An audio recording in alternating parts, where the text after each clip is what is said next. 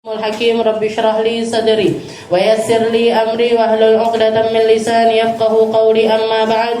Alhamdulillah ala nikmatil Islam, alhamdulillah ala nikmatil iman wa kafa biha min ni'mah. Alhamdulillah, segala puji bagi Allah Subhanahu wa taala yang menyehatkan kita, yang menyempatkan kita, yang menjadikan kita hamba-hamba yang malam hari ini dikasih langkah untuk duduk di tempat yang mulia, membaca perkara-perkara yang mulia, mendengar perkara-perkara yang mulia. Ya taladzat asma'una, kita memberikan hak kelezatan untuk telinga-telinga kita di dalam mendengarkan perkara-perkara tentang Nabi kita Nabi Muhammad sallallahu alaihi wasallam. Seperti apa paras beliau, seperti apa bentuk mata beliau, seperti apa bentuk jasadiyah yang Allah Ta'ala berikan kepada Nabi kita Nabi Muhammad sallallahu alaihi wasallam, di mana semua yang Allah Ta'ala letakkan kepada diri Nabi itu yang paling sempurna. Yang Allah Ta'ala berikan kepada Rasulullah sallallahu alaihi wasallam itu adalah versi yang terbaik.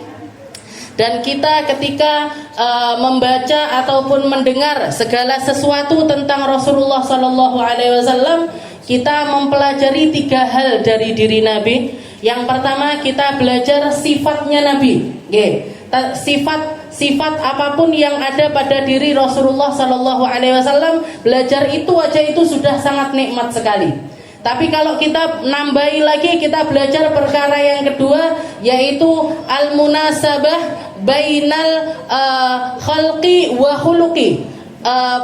Bagaimana Allah Subhanahu wa taala memberikan yang terbaik versi dohirnya, juga yang terbaik versi batinnya. Khuluqnya Nabi atau ciri fisiknya Nabi itu sempurna, yang mana kesempurnaan fisiknya Nabi itu menandakan tentang kesempurnaan akhlak beliau. Jadi selalu ada al-munasabah, selalu ada persamaan antara yang dohir dengan yang batin yang ada pada diri Rasulullah sallallahu alaihi wasallam. Dan yang ketiga, tentang khususiyah, tentang perkara-perkara yang hanya Allah Ta'ala berikan khusus kepada Rasulullah sallallahu alaihi wasallam. Kalau tentang parasnya Nabi, misalkan kita ngambil contoh tentang kemarin bahas tentang matanya Nabi. Nabi Muhammad punya mata yang lebar, punya mata yang putihnya itu putih sekali, merahnya itu hitamnya itu hitam sekali. Tapi di sela-sela, di pinggir-pinggir mata Nabi Muhammad itu selalu ada humrah, selalu ada merah-merah yang menandakan kalau beliau ini sering sekali menangis, banyak sekali menangis, dan dawamul huzun, selalu bersedih. Bersedih bukan hanya atas dirinya, tapi bersedih atas umatnya. Mikirkan nasibnya umatnya, seperti apa nanti mereka, seperti apa nanti setelah sepeninggalnya Nabi dan lain sebagainya. Itu selalu saja ada di dalam pikiran Rasulullah sallallahu alaihi wasallam. Jadi bukan dari mulai diciptakan ada merah-merahnya, tapi setelah beliau diangkat jadi Nabi, itu merah-merahnya itu bertambah, selalu ada di bagian mata Rasulullah sallallahu alaihi wasallam. Setelah itu alisnya beliau lentik naik ke atas, setelah itu hajibnya alisnya beliau melengkung sampai ke bawah, dan lain sebagainya. Itu sifat mata Rasulullah sallallahu alaihi wasallam. Tapi di samping itu batinnya matanya Nabi Muhammad ini juga sangat-sangat mulia sekali, dan banyak sekali keistimewaan yang Allah Ta'ala berikan untuk matanya Rasulullah sallallahu alaihi wasallam yang tidak diberikan untuk manusia manapun.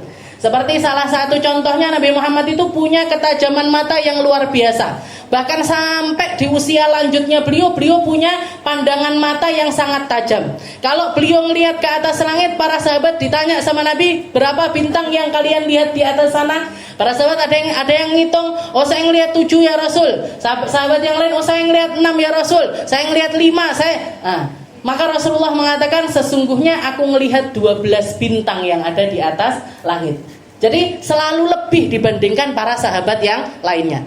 Setelah itu setiap kali beliau sholat, beliau selalu mengatakan, sawu wa'tadilu fa inni yarakum min wara'i dhahri kama yarakum baina yaday. Luruskan shaf kalian, rapatkan shaf kalian, sungguh aku bisa melihat dari belakangku sebagaimana aku melihat di depanku. Jadi pandangannya Nabi Muhammad itu dari arah depan, dari arah belakang, dari samping kanan, samping kiri itu dicakup sama Rasulullah Shallallahu Alaihi Wasallam. Kita kan kalau ngeliat ke depan, yang belakang nggak kelihatan. Lihat samping kanan, yang kiri nggak kelihatan. Tapi Rasulullah ngelihat ke depan, yang belakangnya juga ikut kelihatan. Oke, itu Nabi kita Nabi Muhammad Sallallahu. Jadi itu khususiahnya Nabi. Jadi ciri fisiknya Nabi, matanya Nabi semacam itu. Oke, akhlaknya Nabi tentang mata, beliau la yaran nas bi'ainil haqirah qat. Katanya para ulama, Nabi Muhammad itu enggak pernah mandang seseorang dengan pandangan meremehkan sama sekali. Oke, enggak pernah melihat keburukan, enggak pernah melihat kemaksiatan, bahkan enggak pernah melihat aurat diri sendiri pun enggak pernah. Oke, ngelihat auratnya sendiri pun Rasulullah SAW nggak pernah. Jadi matanya Nabi ini mulia, disempurnakan dengan kemuliaan akhlak di dalam mata tersebut, ditambahi dengan kekhususiaan yang ada pada diri yang hanya Allah Ta'ala berikan khusus untuk Rasulullah SAW saja. Puncaknya apa? Puncaknya Nabi Muhammad satu-satunya pemilik mata yang memandang langsung kepada Allah Subhanahu wa Ta'ala. Yang langsung memandang kepada Allah Subhanahu wa Ta'ala. Dimana ketika beliau naik ke atas Mi'raj, gak disuruh melepaskan sandal, gak disuruh melepaskan jubah, gak disuruh melepaskan imamah. Apa yang ada pada diri Nabi Muhammad saat itu ikut serta untuk naik ke atas kehadiratannya Allah Subhanahu wa Ta'ala. Padahal Nabi Musa yang bercakap-cakap dengan Allah Ta'ala di Bukit Tursina, Allah Ta'ala mengatakan, ya Musa ikhla'na alaik fa innaka bil ardil muqaddasi tua. Wahai Musa, lepas sandalmu, kamu sekarang ada di tempat yang mulia. Kamu sekarang ada di tempat di Bukit Tursina. Di Bukit Tursina tempat yang mulia, lepaskan sandalmu. Sebagaimana kita kalau masuk ke dalam masjid, kita lepas sandal kita sebagai bentuk penghormatan kita kepada masjid tersebut. Maka ini nirukan apa yang dilakukan sama Nabiullah Musa. Tapi Nabi Muhammad ketika ketemu sama Allah Ta'ala, bukan di bumi tapi di atas langit sana, gak disuruh melepas sandal. Bahkan dikatakan siwak yang dibawa sama Nabi waktu itu di kantongnya Nabi ikut serta naik ke atas, ikut ketemu sama Allah Subhanahu wa Ta'ala. Jadi ini kesempurnaan mata yang nggak didapat sama siapapun. Oleh karena itu makanya kalau kita ketemu sama orang alim, yang kita lakukan ini apa? Pandang matanya, lihat matanya, salam cari kesempatan untuk pegang kulit dengan mereka dengan tujuan apa? Dengan tujuan mata ini mata yang melihat orang-orang yang mulia. Dan matanya orang mulia yang mereka cari ini ngelihat orang mulia di atasnya. Orang mulia di atasnya ngelihat orang mulia di atasnya terus sampai kepada Rasulullah Shallallahu Alaihi Wasallam. Kalau orang yang nggak baik juga gitu, orang nggak baik cenderung ngelihat sesuatu yang nggak baik, dia ngelihat kepada yang nggak baik, terus sampai kepada mbuh sopo Fir'aun, apa Haman, apa siapa, manusia-manusia yang dilaknat sama Allah Subhanahu wa Ta'ala. Jadi ketika kita melihat guru kita, ketika kita melihat ulama-ulama, itu yang dilihat matanya. Karena mata ini ngelihat kepada mata, dan itu nanti menjadi tasalsul, menjadi satu mata rantai yang nyambung kepada Rasulullah Shallallahu Alaihi Wasallam. Jadi kenikmatan ngomongin tentang Nabi Muhammad itu nikmat. Ngobrolin tentang Rasulullah Shallallahu Alaihi Wasallam itu sudahlah nggak ada habisnya. Ini kalau misalkan saya mau ceramah bab bulan Maulid selama sebulan penuh pakai kitab ini, nggak kempet bu. Maksudnya Maulidnya sudah selesai, bulan Maulidnya sudah selesai, kita urung barsian. Jadi ini materi untuk pembahasan Maulid sak gini banyaknya ini nggak usah goleki. Terus membahas apa ya? Apa matanya Nabi, apa kakinya Nabi, apa tangannya Nabi, apa bulunya Nabi. Bulunya Rasulullah aja kalau diobrolin itu nikmat luar biasa. Makanya ada satu orang penyair yang mengatakan, "Mamadahtu Muhammadan biqasidati." Walakin madahtu qasidati bi Muhammadin. Katanya dia, aku ini ketika memuji Nabi Muhammad, bukan qasidahku yang menghiasi Nabi Muhammad, tapi Nabi Muhammadlah yang menghiasi qasidahku. Karena setiap qasidah, kalau qasidah itu kan pujian, setiap pujian kalau yang dipuji itu Nabi Muhammad, itu ada kenikmatan tersendiri di dalam pujiannya, juga ada pahalanya, juga ada rasa yang akan dirasakan oleh setiap orang yang memiliki kecintaan kepada Nabi Muhammad Shallallahu Alaihi Wasallam. Beda kalau kita muji orang lain. Beda kalau kita muji sesuatu atau manusia selain Rasulullah Shallallahu Alaihi Wasallam. Itu kita memuji, jadi orang ini menjadi terpuji karena qasidah. Kalau orang lain, jadi dia terpuji karena qasidah. Tapi Nabi Muhammad, qasidah itu yang terpuji karena menyebutkan Rasulullah Shallallahu Alaihi Wasallam. Paham nggih? Jadi kalau kita muji orang, kita muji guru kita misalkan, guru kita secara pribadi misalkan, kita muji beliau. Beliau ini terindahkan, menjadi terindahkan dengan qasidah itu. Tapi kalau Nabi Muhammad enggak, qasidahnya yang jadi indah karena nyebutkan Nabi Muhammad Shallallahu Alaihi Wasallam. Yujammilu kulla syai'. Makanya Nabi Muhammad itu dikatakan Nabi Muhammad itu memperindah segala sesuatu. Rasulullah itu memperindah segala sesuatu. Rumah yang di situ ada sosok Nabi Muhammad jadi indah. Indah dohirnya, indah batinnya. Harta yang di situ ada kesetaraan dengan cara muamalah hartanya Nabi Muhammad, ada keindahan di dalam harta tersebut. Orang punya anak, anak-anaknya ini dididik dengan pendidikannya Nabi Muhammad SAW, anaknya jadi anak-anak yang indah.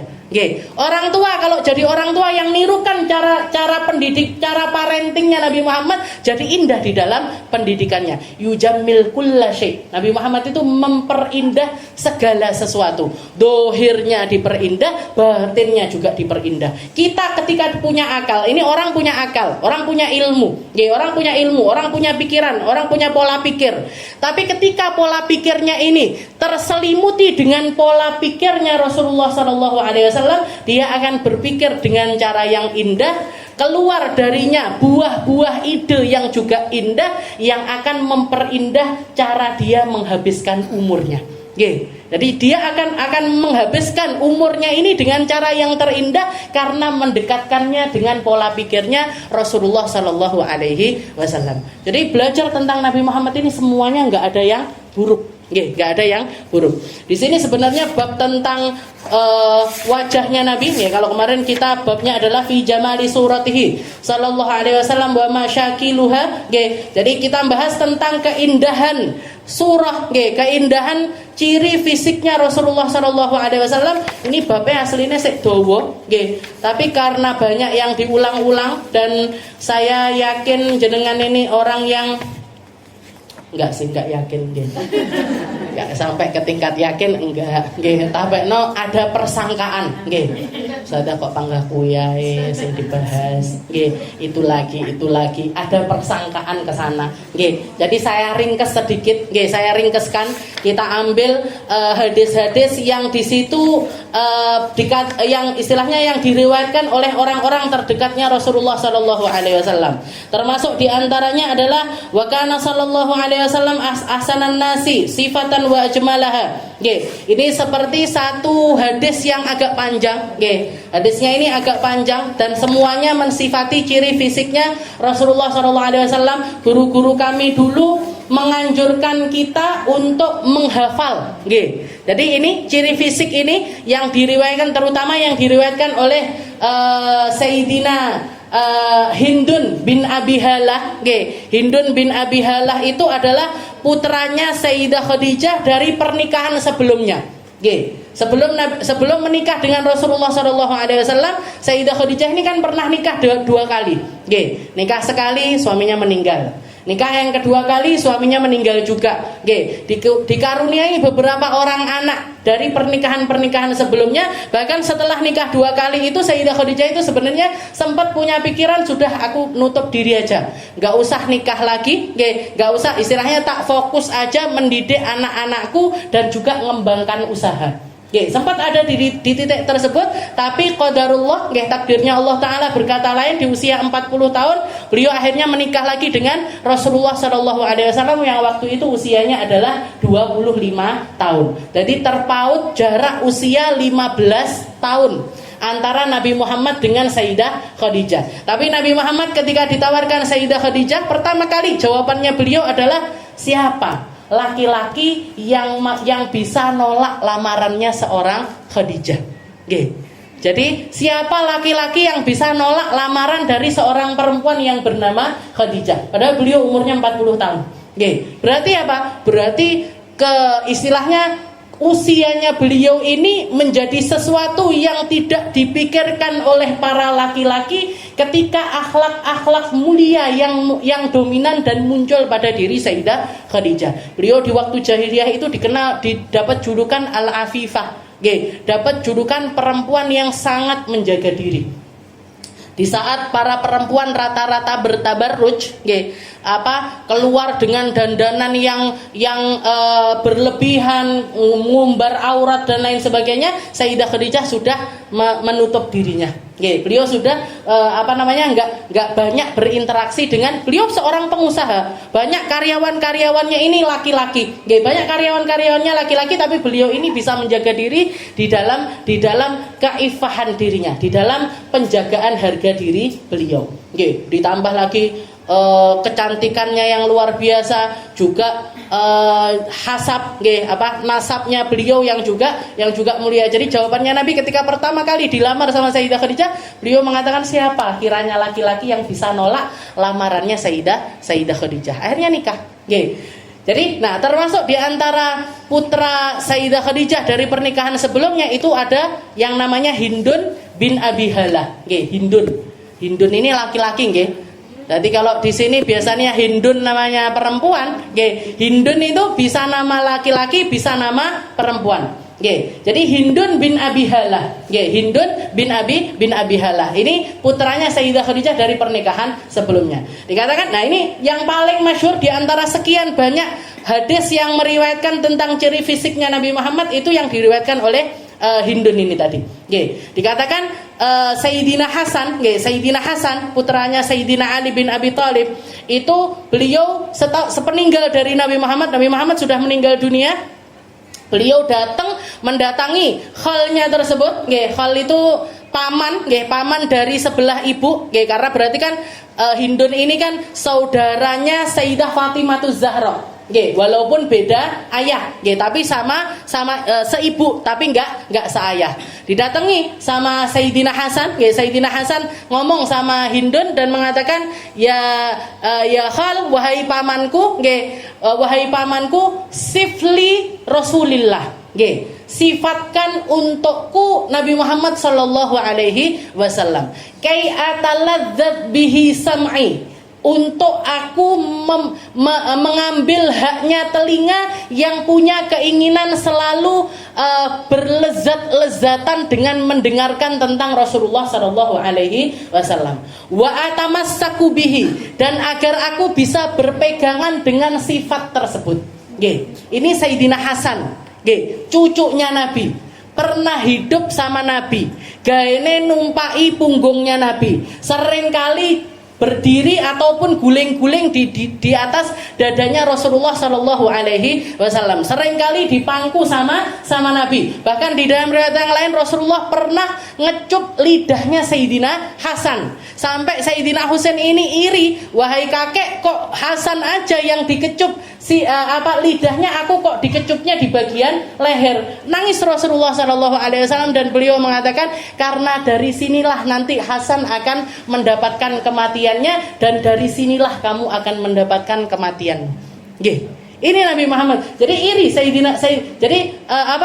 ini orang yang interaksinya sama Nabi Muhammad ini luar biasa. Interaksinya sama, hidup sezaman sama. Bahkan Sayyidina Hasan itu adalah orang nomor 1 paling mirip dengan Nabi Muhammad Shallallahu Alaihi Wasallam. Katakan di dalam sejarah itu ada 5 orang yang paling mirip dengan Rasulullah Shallallahu Alaihi Wasallam. Ada Sayyidina Hasan, ada Sayyidah Fatimah Zahra, ada namanya Abu Sofyan. Sayyidina Abu Sofyan ini sepupunya Rasulullah Shallallahu Alaihi Wasallam. Juga ada beberapa sepupunya Nabi, juga ada kakeknya Imam Syafi'i. 5 orang ini orang yang paling mirip dengan Nabi Muhammad SAW. Dari 5 orang ini, yang ranking 1 sama ranking 2 itu adalah Sayyidah Fatimah Zahra dan juga Sayyidina Hasan. Karena kalau Sayyidina Hasan ini dari perut ke atas persis nggak buak sama sekali. Jadi istilahnya Sayyidina Hasan ini kalau pengen nginget Nabi Muhammad, garek ndelok kocotok. Nggih. Kakekku koyo apa ya? Koyo aku iki. Nggih. Kayak gimana kalau pengen lupa istilahnya, zaman dulu nggak ada foto, nggak ada apa, pengen tahu seperti apa Rasulullah SAW, tinggal ngambil kaca, apa yang ada pada diri Sayyidina Hasan itu persis dengan apa yang ada pada diri Nabi Muhammad SAW. Nomor 2-nya Sayyidina Hasan dari perut ke atas persis sama Nabi Muhammad. Kalau dari kalangan perempuan dan yang paling persis yaitu Sayyidah Fatimah Zahra, dari ujung kepala sampai ujung kaki persis sama Rasulullah SAW. Bedanya Sayyidah Fatimah perempuan, Rasulullah laki-laki. Bahkan pernah Sayyidah Aisyah cerita, dan ini diceritakan kemarin waktu saya ikut rehlah dakwah sama guru saya Ustazah Aisyah di Bromo, kemarin lusa, hari Senin, beliau mengatakan Sayyidah Aisyah itu pernah ketika beliau duduk, Rasulullah SAW jalan, di belakangnya ada Sayyidah Fatimah Zahra, katanya Sayyidah Aisyah, tempat yang dipijak dengan kaki kanannya Nabi dipijak juga sama Sayyidah Fatimah pakai kaki kanannya. Yang dipijak sama Rasulullah pakai kaki kirinya dipijak juga dengan Sayyidah Fatimah dengan kaki kirinya. Saking persisnya dari mulai cara jalannya, bahasa badannya, gerak-gerik ke kanan ke kirinya persis dengan Nabi Muhammad SAW. Sampai Sayyidah Aisyah komentar, ya Fatimah, betapa miripnya engkau dengan ayahmu. Enggak gua blas. Enggak ada yang bisa dilepas dari Sayyidah Fatimah.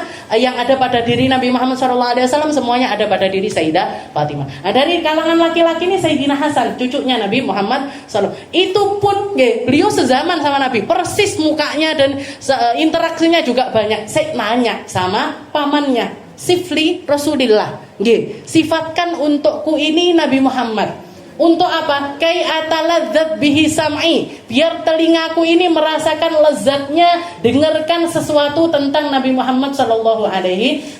Ini loh Bu, yang ada pada diri orang-orang yang istilahnya yang hanyut di dalam pembacaan maulid, di dalam pembacaan burda, di dalam pembacaan sirah-sirahnya Nabi. Nyapa to wong-wongi kok ben malam Jumat maca tiba. Nyapa ben setiap hari Jumat baca maulid habsyi. Kenapa kok setiap hari Rabu baca burda? Kenapa hari Jumat lagi nanti baca dalail khairat? Kenapa kok yang dibaca ini semuanya tentang Rasulullah SAW? Karena mereka punya telinga yang sudah merasakan lezatnya ketika yang didengar itu adalah tentang Nabi Muhammad SAW. Setelah itu beliau mengatakan wa atamassaku bihi, dan agar aku bisa pegangan. Engko lek aku milik cerita-cerita tak cerita-cerita nih. Dan dikatakan hadis ini setelah didengarkan oleh Sayyidina Hasan disimpan, tidak dibagikan ke siapa-siapa, tidak dibagikan ke siapa-siapa. Tahu-tahu setelah beberapa bulan atau beberapa tahun kemudian nyeritakan hal ini kepada saudaranya, kepada Sayyidina Husain. Jawane ngono pamer, aku loh. Karena Hindun ini juga punya tata bahasa yang indah. Jadi aku punya sifat-sifatnya Nabi seperti yang dikatakan oleh paman. Tak cerita nih ya wahai Husain. Katanya Sayyidina Husain, aku loh yo seru. Aku loh juga pernah datang langsung kepada Hindun untuk nanyakan hal yang sama seperti yang kamu tanyakan. Jadi ndak mek awakmu tok sing duwe, aku yo duwe. Jadi jawabannya pamer tibake Sayyidina Husain juga tahu. Jadi makanya kalau di dalam maulid itu Bu, biasanya kalau jenengan baca tiba, satu rawi yang kalau istilahnya selalu nggak pernah dilepas. Istilahnya walaupun ada di belakang tapi mesti diwocok. Kalau di maulid tiba itu rawi yang awalnya itu wa kana sallallahu alaihi wasallam ahsanan nasi khuluqan wa khalqa. Itu. Kalau di maulid habsyi juga ada. Walaqad ittasafa sallallahu alaihi wasallam. Itu walaqad ittasafa. Itu semuanya nyeritakan tentang ciri fisiknya Rasulullah SAW. Kenapa? Karena inti istilahnya sesuatu yang paling indah dari maulid itu sendiri adalah ketika kita nyebutkan tentang ciri fisiknya Nabi Muhammad SAW. Kalau yang dikatakan sama Hindun ini, beliau mengatakan SAW. Jadi ketika ditanya sifli Rasulillah, sifatkan kepadaku Nabi Muhammad, jawabannya beliau kana sallallahu alaihi wasallam fahman mufakhaman yatala'la'u nuruhu kal qamar. Katanya beliau, Nabi Muhammad itu kalau kamu lihat, beliau itu adalah seseorang yang yamla'u ayunan nas. Kalau sudah beliau datang, kalau sudah Nabi Muhammad ini datang, semua pandangan manusia akan tertuju kepada beliau. Semua pandangan manusia akan tertuju kepada beliau. Tidak ada yang mau ngelihat sesuatu yang lain ketika di situ ada Nabi Muhammad Shallallahu Alaihi Wasallam. Delok bulan kalah api bulan. Ngelihat matahari gak, istilahnya kalah mataharinya. Ngelihat bunga-bunga yang indah kalah kabeh. Jadi fahman mufakhaman, beliau itu adalah seseorang yang begitu beliau ini hadir, dengan ada hadirnya beliau di satu tempat ataupun di satu majlis, maka tempat itu akan bertambah kemuliaannya, bertambah haibahnya, bertambah keindahannya, keindahannya majlis ini. Jadi koyok sesuatu yang menceronong di tempat tersebut. Kalau ada majlis, di situ ada Nabi Muhammad SAW, tempat itu akan sangat berbeda sekali secara rasa, secara rauhaniyah, secara rauhaniyah itu akan sangat berbeda sekali. Fahman mufakhaman yatala'la'u nuruhu kal qamari lailatal badr. Katanya beliau, dan wajahnya Nabi Muhammad ini selalu bersinar seperti sinarnya rembulan pada malam purnama.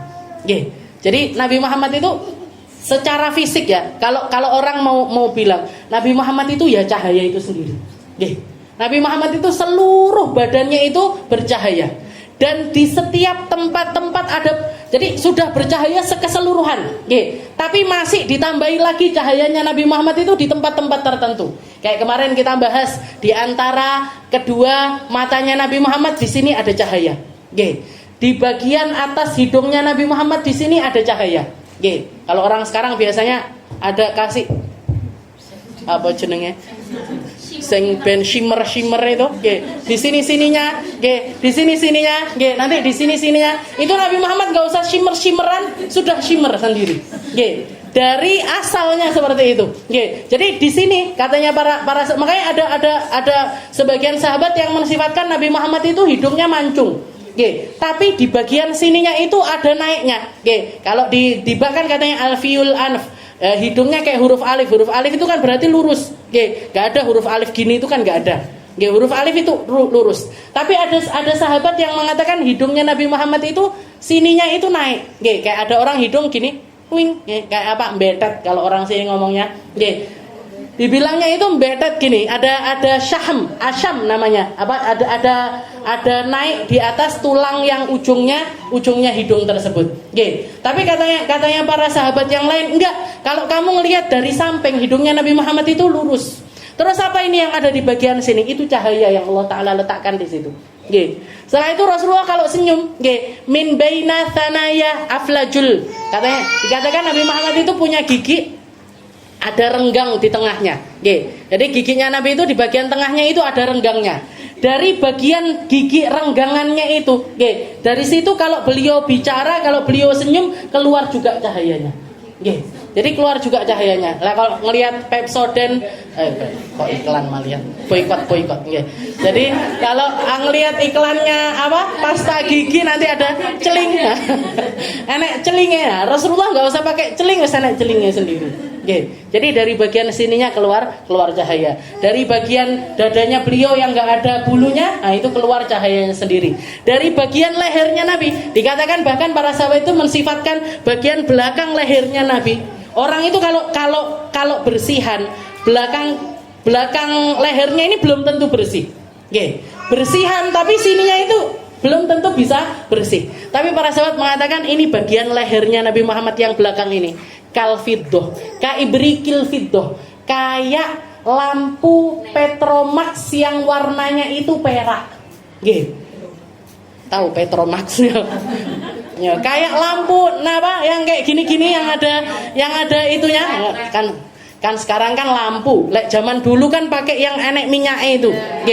Nah, itu kan kalau keluar cahayanya warnanya itu kan kuning. Tapi ini mereka mengatakan ibrik, kayak cahaya lampu kayak gitu. Tapi warnanya bukan kuning, warnanya perak. saking resike bagian belakang lehernya Rasulullah sallallahu alaihi wasallam. Nggih, kita jenenge. Jadi Kelvin tuh sampai dikatakan warnanya itu kayak perak. Nggih, saking mulusnya, saking indahnya bagian belakang lehernya. Jadi Rasulullah itu sudah bercahaya dari asalnya, tapi di bagian-bagian tertentu itu masih ditambahi lagi cahayanya oleh Allah Subhanahu wa taala. Jadi sampai dikatakan ya tala'la wajhu tala'luul qamari lailatal badr. Jadi badannya Nabi Muhammad itu ngalah-ngalai bulan purnama. Atwal minal marbu'. Nabi Muhammad itu lebih tinggi dari orang pada umumnya. Lebih tinggi dari manusia pada umumnya. Wa aksar minal musyadzab. Tapi lebih rendah dibandingkan orang jangkung-jangkung. Orang yang terlalu tinggi Rasulullah nggak sampai kayak gitu, tapi biasanya orang pada umumnya tingginya seberapa, Rasulullah di atasnya. Tapi kalau Nabi Muhammad duduk, ini semua sahabat selalu bagian pundaknya itu Rasulullah selalu lebih tinggi dibandingkan mereka.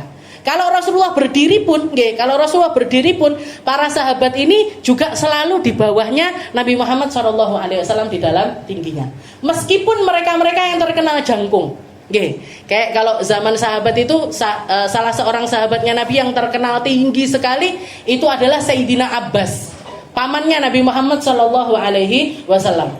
Saking tingginya Sayyidina Abbas ini bisa nyium kening istrinya ketika istrinya itu sudah naik ke atas onta.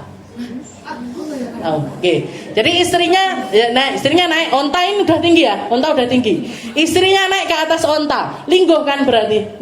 Beliau ini berdiri bisa nyium kening istrinya. Gak kate anci-ancian. Saking tingginya Sayyidina Abbas. Mbok, wis kurang dhewe.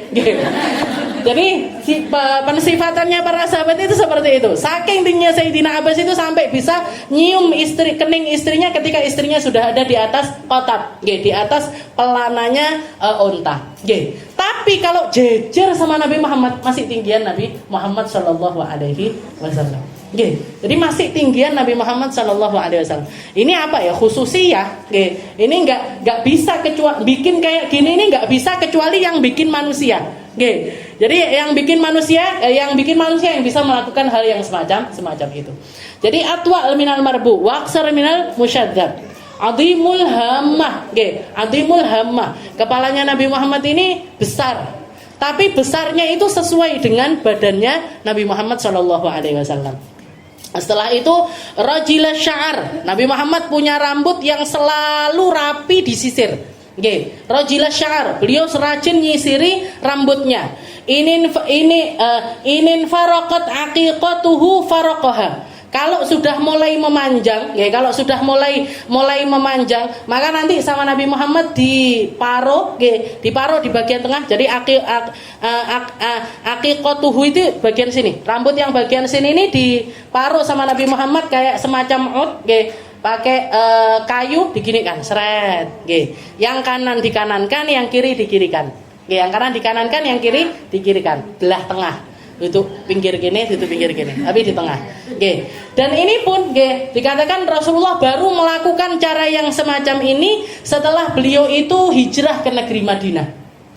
Kalau dulu ketika beliau masih ada di Mekah, beliau itu selalu nyisir rambutnya semuanya ke belakang. Jadi nggak belah tengah Nabi Muhammad dulunya. Kenapa? Karena dulu awal-awal beliau diangkat menjadi nabi, kalau misalkan perkara-perkara yang sifatnya itu tentang adat, tentang kebiasaan, cara tidur, cara makan, termasuk nyisir ini kan cara nyisir, cara nyisir ini nggak detail diajarkan sama Allah Taala. Muhammad kamu sisirannya gini, Muhammad kamu makannya nggak dibikin detail sama Allah Taala seperti itu. Maka Nabi Muhammad nirukan apa yang dilakukan sama ahli kitab.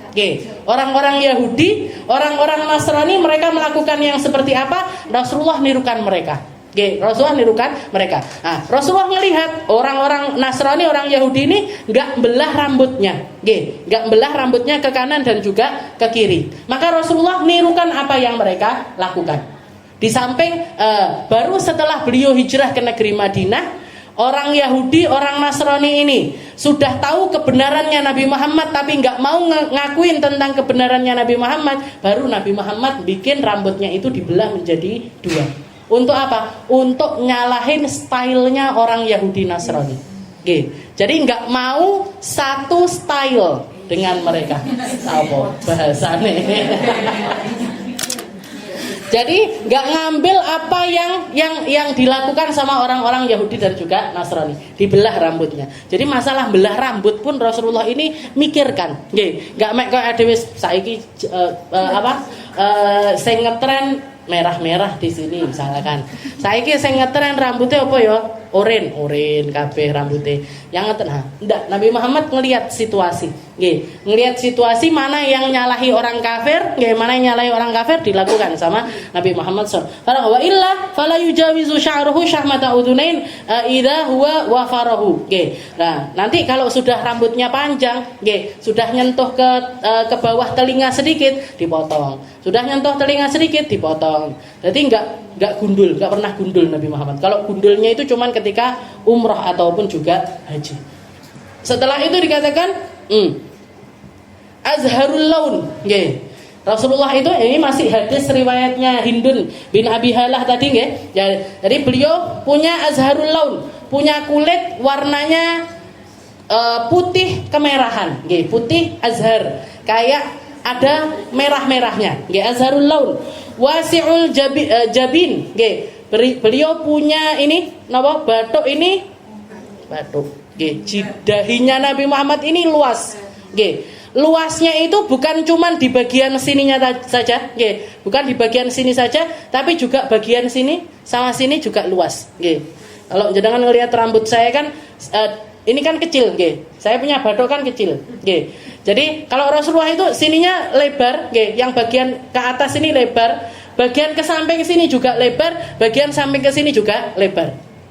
Jadi beliau dikasih sama Allah Ta'ala dahi itu besar. Kasih itu nunjukkan juga luasnya pikirannya beliau, jauhnya cara pikirnya beliau. Kelihatan dari bagian jabinuhu, dari bagian dahinya Nabi. Azajul hawajib, beliau punya alis yang melengkung sampai ke ujung. Ada orang dikasih alis mek sakmene tok, ya kan? Makanya digambari biasanya, digambari ke sini. Ada yang apa? Nah, tapi Rasulullah itu asli dari asalnya melengkung. Jadi naik dulu ke atas, naik dulu ke atas bagian sini, setelah itu lengkung ke bagian bawahnya. Yang bagian depan lebih tebal dibandingkan yang bagian belakang. Jadi yang bagian depannya lebih tebal dari bagian belakang. Jenengan kan gaine alis kan gitu juga kan? Apa kotak ngono. Sini semuanya sama rata kan enggak kan? Yang bagian sininya ditebelin, yang bagian sininya dikecilin. Rasulullah enggak usah gambar-gambar, wis digambar karo Gusti Allah. Jadi sudah sempurna bagian ini itu namanya azajul hawajib. Sawabigh fi ghairi qarn. Kamilah, sawabigh itu artinya sempurna. Kamilah, kayak kita kalau wudu ada namanya isbaghul wudu indal makarih. Salah satu hal yang dikatakan sama Nabi Muhammad, ala ukhbirukum, apa kamu mau tak kasih tahu tentang sesuatu yang akan ngerontokkan dosa-dosa? Apa itu ya Rasul? Al-masyu ilal masajid, jalan. Kalau mau ke masjid itu jalan. Setiap langkahmu itu akan gugurkan dosa-dosamu. Termasuk juga diantaranya isbaghul wudu indal makarih, nyempurnakan wudu ketika waktu yang sulit. Waktu yang sulit ini kapan? Pas musim dingin.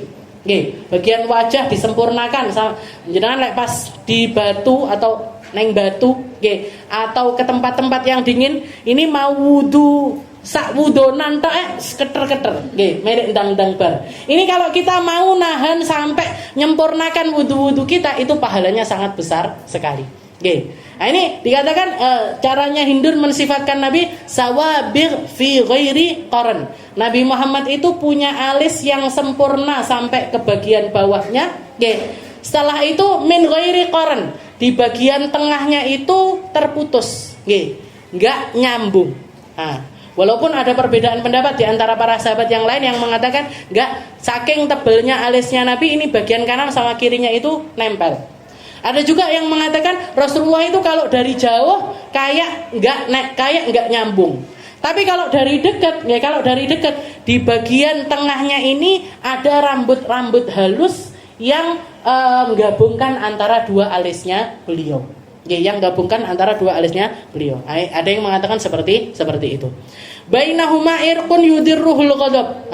Di bagian keningnya Nabi Muhammad ini juga ada satu urat yang cuman keluar kalau sudah Nabi Muhammad itu marah. Ya, kalau Nabi Muhammad marah, itu uratnya yang ada di bagian sini ini keluar. Aknal irnin, hidungnya itu lurus, mustaqim. Jadi hidungnya itu lurus. Lahu nurun ya'luh, di bagian atasnya ada cahaya yang naik, yang menjadikan hidungnya Nabi ini kelihatan tambah naik lagi. Seperti tadi yang saya katakan. Yahsibuhu man lam yata'ammalhu asyam. Yang banyak dikira sama orang kalau di bagian sininya Nabi itu ada tulang yang nonjol. Ada tulang yang nonjol, asyam. Padahal bukan, itu adalah cahaya yang Allah Ta'ala letakkan di bagian hidungnya Nabi. Kasal lihyah, beliau punya jenggot tebel. Punya jenggot tebel. Dan jenggotnya Nabi ini dipertahankan, selalu dipertahankan sama Nabi sampai segenggam. Enggak dibiarkan duwo sampai ini, enggak. Dipotong sama Nabi, dirapikan sama Nabi. Biasanya disisakan seberapa? Segini, segenggaman. Jadi kalau misalkan ini ini bagian jenggotnya Nabi, nanti digenggam gini. Nah, ini sudah dari bagian bawah sini sudah nggak kelihatan lagi ada rambutnya. Jadi nggak diduwak nih terus hombroh ndak karu-karuan kayak orang dekil nggak pernah mandi kayak gitu, enggak. Dirapikan sama Nabi, dirapikan jenggotnya sama Rasulullah sallallahu alaihi wasallam. Katsal lihyah sahlul khaddain, beliau punya pipi itu tirus, punya pipi nggak nonjol di bagian sininya, nggak melempuh gitu, apa jenenge tembem gitu, enggak. Sahlul khaddain. Doli'ul fam, beliau punya rahang yang kuat, rahang yang tegas dan juga lebar, yang yadullu ala fasahatihi, yang memperlihatkan tentang kefasihan ucapannya Rasulullah sallallahu alaihi wasallam. Nabi Muhammad itu dari asal sudah fasih. Dari asal sudah fasih. Tapi masih dapat pendidikan dengan pendidikan yang bikin beliau ini nambah fasih. Salah satunya apa? Beliau ketika kecil disusukan sama Sayyidah Aminah kepada Sayyidah Halimatus Sa'diyah di daerah desa. Biar apa? Biar punya lisan yang lebih fasih dibandingkan orang kota. Orang desa itu biasanya lebih fasih dibandingkan orang kota. Kayak misalkan kalau kita mau bayangin orang Jawa, yang masih pakai bahasa Jawa melipis, ning nang ning nung itu, orang desa-desa, wong kutha-kutha wis ndak iso bisa. Yang hilang di orang-orang kota masih dipertahankan sama orang-orang desa. Begitu juga dengan bahasa. Jadi beliau ini ditaruh sama Sayyidah Aminah ini di daerah Sa'ad, di suku Sa'ad, Bani Sa'ad. Bani Sa'ad sendiri juga adalah satu kaum, satu suku yang terkenal dengan kefasihan ucapan mereka. Jadi dibikin sama Allah Ta'ala fasih, masih dididik dengan kefasihan. Doli alfam ashnab, punya gigi rata semuanya putih. Semua giginya Nabi Muhammad itu rata dan juga putih. Mufallajul asnan, terus di bagian depannya, dua gigi serinya Nabi Muhammad yang paling depan itu di tengah-tengahnya ada rongganya. Di bagian tengahnya ada rongganya. Yang itu tadi, yang kalau beliau senyum ataupun ngomong seringkali keluar kayak ada cahaya yang keluar dari tempat tersebut, ting gitu. Dari bagian tengah giginya Nabi Muhammad.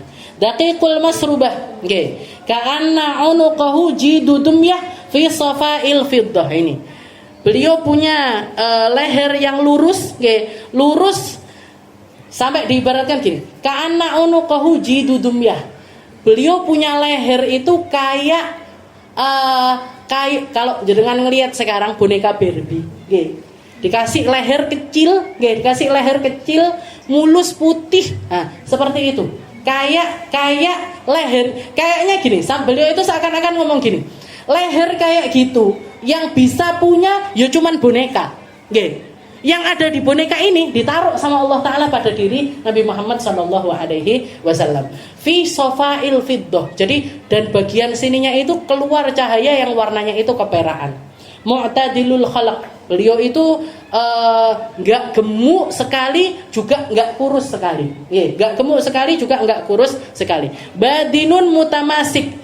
Beliau punya badan yang mu'tadil, punya badan yang tengah-tengah, tapi mutamasik dan sekel. Jadi kalau orang megang itu nggak yang, kan ada orang nah dipegangi nyuk squishy nah, kayak gitu tapi Nabi Muhammad ini enggak keker antep mutamasik. Jadi bahasanya beliau itu antara dagingnya Nabi sama kulitnya itu menyatu keker. Sawaul batan was sadar antara dada dengan perutnya Nabi itu setara. Bahkan di riwayat yang lain ada salah seorang istrinya Nabi yang mensifatkan, saya pernah megang bagian perutnya Nabi, dan saya menemukan di perutnya Nabi itu ada salatu ukan ini kayak ada otot yang nonjol 3. Jadi kayak kalau jangan ngelihat orang tukang olahraga, bukan tukang olahraga, orang yang senangannya olahraga, atlet atau apa gitu kan mesti badannya ini kan toto, terus yang paling tertata dari badannya ini biasanya yang sering dipamerin bagian perutnya. Itu ada kayak rongga-rongga seperti itu. Nah, Nabi Muhammad SAW seperti itu. Sampai di usia sepuhnya Nabi, sampai beliau nginjak usia 60 tahun masih seperti itu badannya Nabi Muhammad SAW. Dan para sahabat mengatakan di antara ini salah satukan ini tadi tiga otot perutnya Nabi ini, yang dua di atasnya sarung, yang satu ketutupan sarung. Yang dua di atasnya sarung dan yang satu lagi di bawahnya sarung. Aridus sadar, beliau punya dada yang bidang. Ba'id ma bainal mankibain, antara dua pundaknya lebar. Dakhmul karadis anwarul mutajarrid, mausulun ma bainal lubbah wa surah bi sya'rin yajri kal khat, seperti yang kemarin saya jelaskan. Jadi Rasulullah itu berbulu di bagian sininya sampai ke perut. Setelah itu di sininya juga ada, di bagian sininya sedikit juga ada, dan sininya. Selain itu, selain daerah-daerah tersebut semuanya bersih dari bulu. Selain teman-teman tersebut semuanya bersih dari bulu. Arif tadyain wal batan masiwa dalik. Asy'aru dzira'ain wal mankibain wa alis sadar. Jadi yang keluar bulunya di sini sama bagian atas dadanya. Tawiluz zandain. Tawiluz zandain. Nah ini. Jadi antara sikunya Nabi sampai ke sini, itu lebih panjang dibandingkan orang pada umumnya. Jadi beliau dikasih sama Allah Ta'ala tangan yang bagian sininya itu istilahnya orang sininya panjang, tapi Nabi Muhammad itu lebih panjang dibandingkan mereka. Tawiluz zandain. Rahbur rahah, punya tangan yang besar. Syafnul kafain wal qadamain. Bagian telapaknya Nabi, bagian yang tangan ataupun yang kaki itu juga sekel tangannya. Sailul atraf, tapi jari-jarinya Nabi itu jari-jarinya Nabi yang bagian ujungnya lebih kecil dibandingkan yang sininya. Orang sekarang bilangnya drijine nyucuk eri, nyucuk eri.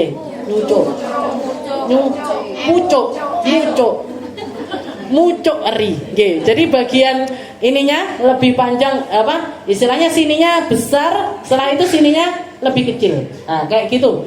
Jari-jarinya Rasul. Dan dikatakan kayak kemarin kalau kita dengar ada namanya ilmu firasah, ilmu tentang yang fisik itu dudohne yang di dalam hati. Orang kalau punya jari-jari yang nyucuk eri kayak itu tadi, kayak yang pucuk-pucuk itu, nah, itu biasanya nandakan kalau orangnya itu rahmat. Punya hati yang rahmat, punya hati yang suka ngasih kepada orang. Sing ndak piye yo, sing penting batine ngono. Aku ndak berarti ndak usah gampang weh-weh ya ndak gitu. Sailul atraf. Jadi jarinya Nabi Muhammad itu seperti itu. Khumsanul akhmasain. Khumsanul akhmasain ini ada perbedaan pendapat di antara para ulama. Dikatakan Nabi Muhammad itu bagian kakinya. Orang kaki itu kan gini ya. Biasanya telapak kakinya manusia itu kan gini. Ada rongganya. yang nggak nempel ke yang kan, kalau kita mijek itu nggak nempel ke tanah. Tapi Nabi Muhammad kalau mijek kakinya, mijekan kakinya ke atas tanah, semua bagiannya nempel ke tanah. Makanya jenengan kalau ngelihat ada bekas telapak kakinya Nabi Muhammad, itu enggak seperti bekas telapak kakinya manusia pada umumnya. Ya kan? Kalau orang nggih utuh. Nah, jadi Nabi Muhammad itu kalau napakkan kakinya, itu semua bagian kaki itu dari mulai ujung sini sampai ke sini sampai ujung-ujungnya, semuanya itu nempel ke tanah dan madep nggih.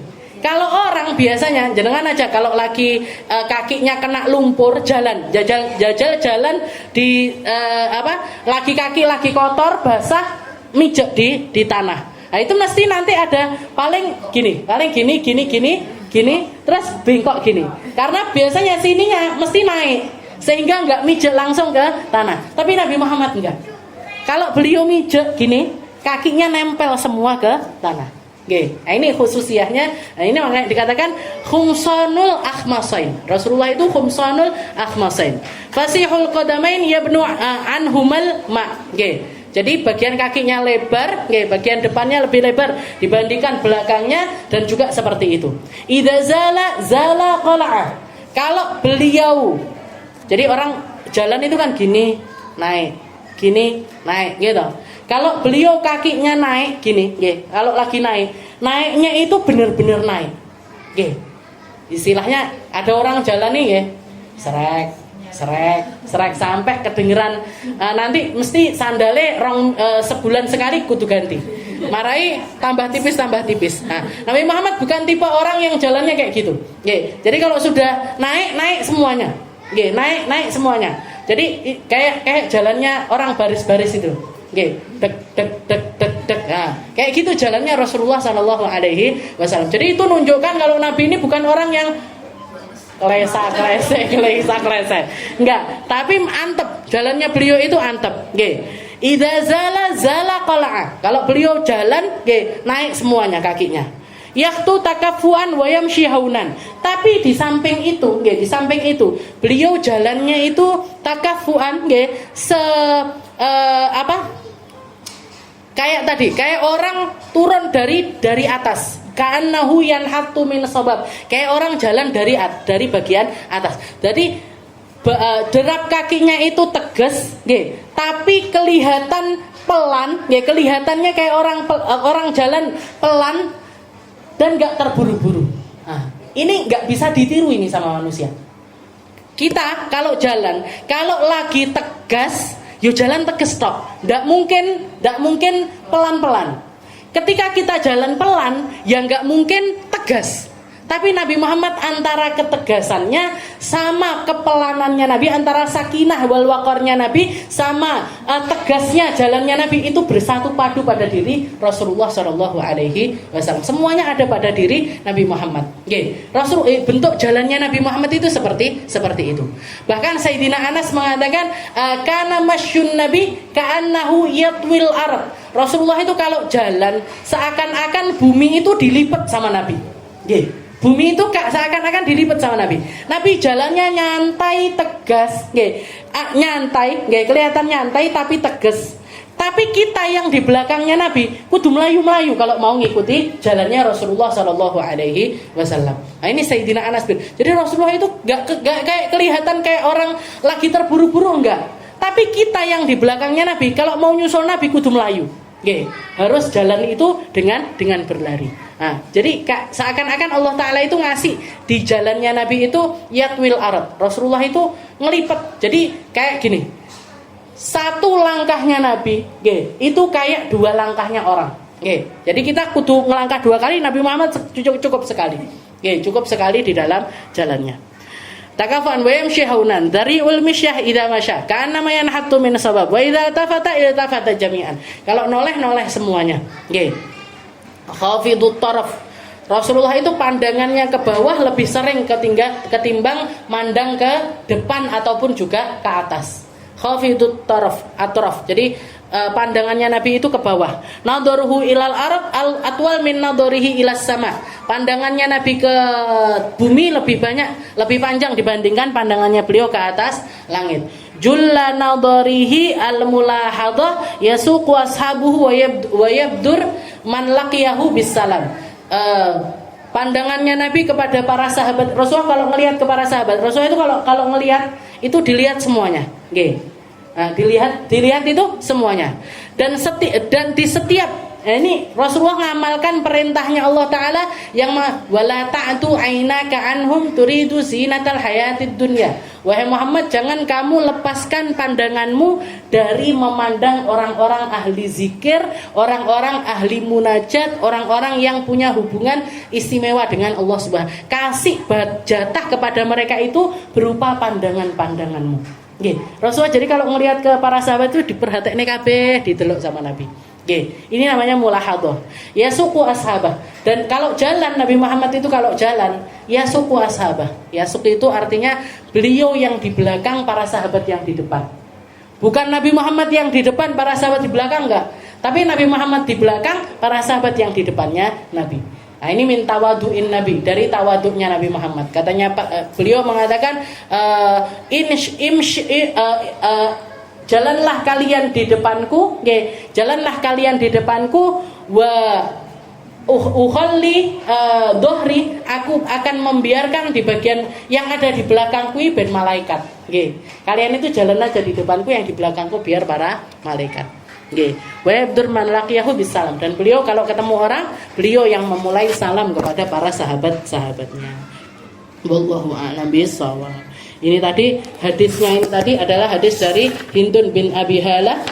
Kalau bisa dihafalkan, kalau bisa dihafalkan, kalaupun nggak hafal, lamat-lamat tapi kita bisa. Kalau ada orang nanya Nabi Muhammad itu kayak apa, tahu? Oh, alisnya kayak gini, hidungnya kayak gini, mulutnya kayak gini, telinganya kayak gini, rambutnya begini, bagian fisiknya, depannya, jalannya, kita bisa mereteli satu-satu. Bisa mereteli satu-satu tentang sifat khalqiyahnya beliau, tentang sifat fisiknya Rasulullah Shallallahu Alaihi Wasallam. Dan semoga kita semuanya bisa ngangen-ngangen mengimajinasi semua hal yang terkait sama Nabi Muhammad Shallallahu Alaihi Wasallam itu bisa kita rekam dengan otak kita renungkan dengan pikiran kita. Setelah itu menjadi sebab nambahnya cinta kita kepada Rasulullah Shallallahu Alaihi Wasallam, nambah pikirannya kita, nambah pengennya deketnya kita, nambah keinginan untuk semakin mendengar lebih lagi tentang Rasulullah Shallallahu Alaihi Wasallam,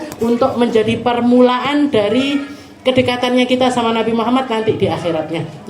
Muga-muga berkahnya ini kita semuanya nanti ketemu sama Nabi, ada di belakangnya Nabi, dikasih minuman dari tangannya beliau yang mulia, dikasih kesempatan untuk bermuamalah dengan beliau ini dengan muamalah yang indah, dengan muamalah yang membanggakan, dengan muamalah yang akan menyelamatkan kita di akhirat kelak. Dan semoga kita semuanya diselamatkan sama Allah Ta'ala untuk jadi penghuni surganya Allah Ta'ala. Kita, anak cucu kita, orang tua kita, semua orang yang kita sayangi, jadi orang yang selamat dunia akhirat, jadi orang-orang yang dijaga dunia akhirat, jadi orang-orang yang menghabiskan usianya dengan kecintaan yang penuh dengan Rasulullah Sallallahu Alaihi Wasallam. Ala hadhihi niyyah wa ala kulli niyatin salihah wa ila hadratin Nabi Muhammad Sallallahu Alaihi Wasallam bisirril Fatihah.